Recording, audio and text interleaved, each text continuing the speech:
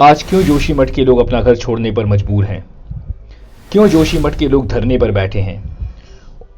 और क्या सच में जोशीमठ पाताल में समाने वाला है? तो आइए जानते हैं। जोशीमठ, जिसे इतिहास में ज्योतिर्मठ के नाम से जाना जाता था, हिमालय की गोद में बसा एक बहुत ही सुंदर शहर है। जोशीमठ के धार्मिक महत्व की शुरुआत होती है आदि शंकराचार्य जी से। कहा जाता है कि आदि शंकराचार्य जी ने भारत में 4 महत्वपूर्ण मठों की स्थापना की थी, जिसमें से जोशीमठ को सबसे महत्वपूर्ण माना जाता है। हिंदुओं के महत्वपूर्ण धाम बद्रीनाथ जाने के लिए आपको जोशीमठ से होकर गुजरना पड़ता है, और सिखों के 10वें और सबसे लोकप्रिय गुरु गुरु गोविंद सिंह के हेमकुंड साहिब दर्शन के लिए अगर आप जाना चाहते हैं तो भी आपको जोशीमठ से होकर ही जाना होता है।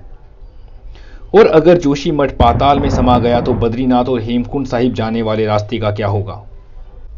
अगर आप आम दिनों में जोशीमठ में हो तो आपको सुकून और रोमांच महसूस होगा, लेकिन जोशीमठ के अभी के माहौल में सिर्फ डर ही समाहित है, क्योंकि जोशीमठ से लगातार घरों में दरार पड़ने की खबरें आ रही हैं। और ये खबर आज से नहीं, पिछले साल नवंबर के महीने से ये सिलसिला शुरू हुआ था, जो कि अब तक रुकने का नाम नहीं ले रहा। और अब ये सिलसिला सिर्फ घरों की दरारों तक ही सीमित नहीं है, बल्कि बड़ी बड़ी बिल्डिंग्स और सड़कों में भी दरारें पड़नी शुरू हो गई हैं। लेकिन जोशीमठ की आज जो भी स्थिति है, इसका जिक्र इतिहास में बहुत पहले हो चुका था। जोशीमठ उत्तराखंड के चमोली जिले में स्थित है, और चमोली का इतिहास 7वीं सदी से माना जाता है। जोशीमठ में भगवान विष्णु का एक मंदिर है, और शीतकाल में जब बद्रीनाथ के कपाट बंद हो जाते हैं तब भगवान बद्री की पूजा इसी मंदिर में होती है। लेकिन एक लोकल फोक टेल के अनुसार जोशीमठ के नरसिंह मंदिर में बनी भगवान नरसिंह की मूर्ति का बायां हाथ लगातार खत्म होता जाएगा, और जब ये हाथ पूरी तरीके से गिर जाएगा तब नर और नारायण नाम के 2 पर्वत आपस में मिल जाएंगे, और इस तरह बद्रीनाथ का रास्ता हमेशा के लिए बंद हो जाएगा, और भगवान बद्रीनाथ अपनी जगह से हमेशा के लिए गायब हो जाएंगे, और उनकी पूजा जोशीमठ से कुछ दूर भविष्य बद्री मंदिर में हुआ करेगी। अब जोशीमठ के धंसने के साइंटिफिक कारणों को समझ लेना भी बहुत जरूरी है। नंबर 1, एक्सपर्ट्स का मानना है कि जोशीमठ के धंसने का मुख्य कारण एनटीपीसी का Tapovan Vishnugad hydro power project के लिए बनने वाली सुरंग है। नंबर 2, जोशीमठ के धंसने का दूसरा मुख्य कारण है pressure of population. Kalachand Sen, जो कि Wadia institute of Himalayan geology के डायरेक्टर हैं, उन्होंने बताया जोशीमठ एक पहाड़ी एरिया है, और ऐसी जगह पर ज्यादा लोगों का आना भी जोशीमठ के धंसने की एक मुख्य वजह है। चूंकि जोशीमठ हिल एरिया है, जिसकी वजह से यहाँ टूरिस्ट का आना जाना लगातार बना रहता है। नंबर 3, जोशीमठ के धंसने का एक मुख्य कारण जमीन के नीचे पानी की कमी का होना भी है, क्योंकि पानी भी जमीन को अपनी पोजीशन में बनाए रखने के लिए जरूरी होती है, और पानी की कमी की वजह से जोशीमठ का धंसना स्वाभाविक है। नंबर 4, जोशीमठ के धंसने का एक कारण यह भी है कि जोशीमठ की लोकेशन साइज्मिक जोन बी में है, जो कि एक अर्थक्वेक प्रोन एरिया है, और पहाड़ों के लगातार टूटने और जमीन के नीचे पानी की कमी के कारण पहाड़ी चट्टानें कमजोर हो गई हैं, जिसकी वजह से जमीन धंस सकती है। रिसर्चर्स और एक्सपर्ट्स के अनुसार ज्यादा कंस्ट्रक्शन और शहरीकरण जोशीमठ के धंसने का मुख्य कारण है। लेकिन क्या जोशीमठ के ये हालात अचानक से हो गए? क्या इससे पहले कोई सर्वे नहीं किया गया जिससे ये पता चल सके कि जोशीमठ का भविष्य क्या हो सकता है? तो ऐसा नहीं है। मिश्रा कमेटी की 1976 की एक रिपोर्ट कहती है कि जोशीमठ रीजन में किसी भी पहाड़ को तोड़ना या उसको हटाना खतरनाक हो सकता है, और रिपोर्ट ये भी सजेस्ट करती है कि जोशीमठ रीजन में ज़्यादा से ज़्यादा पेड़ों को लगाने की ज़रूरत है, लेकिन शायद इस रिपोर्ट को सीरियसली नहीं लिया गया। CISR के साइंटिस्ट DP कुनुंगू ने बताया कि 2009 से 2012 के बीच जोशीमठ चमोली में 128 लैंडस्लाइड्स की घटनाएं रिकॉर्ड की गई हैं, जो कि अपने आप में एक बड़े खतरे को दर्शाता है। 2021 की इंडिपेंडेंट कमेटी रिपोर्ट भी ये कहती है कि कोई भी खुदाई या कंस्ट्रक्शन जोशीमठ के लिए खतरनाक साबित हो सकता है। लेकिन कहते हैं ना कि इंसानों की आवश्यकताएं असीमित हैं, लेकिन उनको पूरा करने के लिए साधन सीमित हैं, और शायद इसी की भेंट आज जोशीमठ चढ़ रहा है।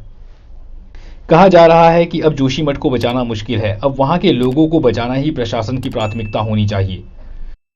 जोशीमठ को बचाने के लिए गवर्नमेंट ने कुछ अनाउंसमेंट तो की हैं, जैसे नंबर 1, जिन घरों या होटल्स में दरारें पड़ गई हैं और जिनके गिरने की आशंका है, गवर्नमेंट 1 सप्ताह के भीतर उन सभी घरों और होटल्स को तुड़वाने का काम करने वाली है। नंबर 2, गवर्नमेंट प्रभावित परिवार जिन्होंने अपना घर खोया उनको 1.5 लाख रुपए का मुआवजा, और जिन लोगों को इस आपदा की वजह से मुश्किलों का सामना करना पड़ रहा है उनको 50,000 रुपए का मुआवजा देगी। नंबर 3, जोशीमठ के स्थानीय लोग जिनको लैंडस्लाइड की वजह से नुकसान हुआ है, गवर्नमेंट उनके नुकसान को मार्केट के रेट के हिसाब से पूरा भी करेगी। नंबर 4, जोशीमठ के परिवार जो किराए पर रहना चाहते हैं, गवर्नमेंट उनको 4,000 रुपये महीने के हिसाब से 6 महीने तक उनके घर का किराया देने को भी तैयार है। मुआवजों के अनाउंसमेंट के बाद भी स्थानीय लोगों की मांग है कि उन्हें मार्केट रेट के हिसाब से नहीं, बल्कि उन्हें सर्कल रेट के 6 गुने अमाउंट के हिसाब से मुआवजा दिया जाए, जैसे बद्रीनाथ रीडेवलपमेंट प्लान के लिए दिया गया था। इसके अलावा जोशीमठ की लोकल अथॉरिटीज़ ने जोशीमठ को डिसास्टर प्रोन एरिया डिक्लेयर कर दिया है और लगभग 20,000 परिवार हैं जिनकी ज़िंदगी खतरे में है, जिसमें से 100 से ज़्यादा घरों को खाली करवाया जा चुका है। स्टेट और नेशनल डिसास्टर टीम सिचुएशन को कंट्रोल में रखने के लिए जोशीमठ में डिप्लॉय की जा चुकी है। जोशीमठ के स्थानीय लोग लगातार धरने पर बैठे हुए हैं और अपने घरों को बचाने की गुहार वो सरकार से लगा रहे हैं। उसी बीच ये केस सुप्रीम कोर्ट में भी दाखिल किया जा चुका है, लेकिन सुप्रीम कोर्ट ने इस केस को हाई कोर्ट की तरफ डाइवर्ट कर दिया है और अभी सुप्रीम कोर्ट ने इस पर कोई भी सुनवाई नहीं की है। उत्तराखंड के मुख्यमंत्री पुष्कर सिंह धामी ने ट्विटर पर यह शेयर किया है कि देश के प्रधानमंत्री श्री नरेंद्र मोदी जी जोशीमठ के इशू को पर्सनली मॉनिटर कर रहे हैं। मुख्यमंत्री पुष्कर सिंह धामी ने जोशीमठ की विजिट के दौरान ये कह दिया कि उत्तराखंड में आपदा आती रहती है। उनके अनुसार हो सकता है उन्होंने कुछ गलत नहीं कहा, लेकिन इस संवेदनशील स्थिति में लोगों को ऐसी बातें कहने से उनका मनोबल टूट सकता है।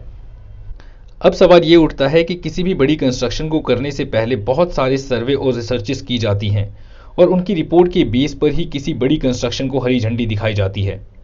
तो क्या कंस्ट्रक्शन से पहले किए गए सर्वे और रिसर्चेस इस बात का अनुमान लगाने में असक्षम थी कि कंस्ट्रक्शन के बाद जोशीमठ की ये स्थिति होगी, या फिर जोशीमठ की भविष्य में होने वाली स्थिति जो कि आज की वर्तमान स्थिति है उसे कंस्ट्रक्शन से पहले किए गए सर्वे और रिसर्चेस में नज़रअंदाज किया गया था।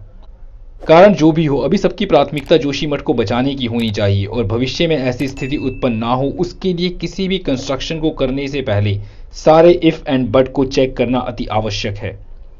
मुझे उम्मीद है जोशीमठ के बारे में बनाई गई हमारी ये प्रस्तुति आपको जरूर पसंद आई होगी। आपको ये वीडियो कैसा लगा मुझे कमेंट करके जरूर बताएं और अगर आपको वीडियो पसंद आया तो लाइक करना ना भूलें और हाँ, अगर आप मेरे चैनल पर नए हैं तो चैनल को सब्सक्राइब जरूर करें। मिलते हैं आपसे फिर एक नई वीडियो के साथ। जय हिंद।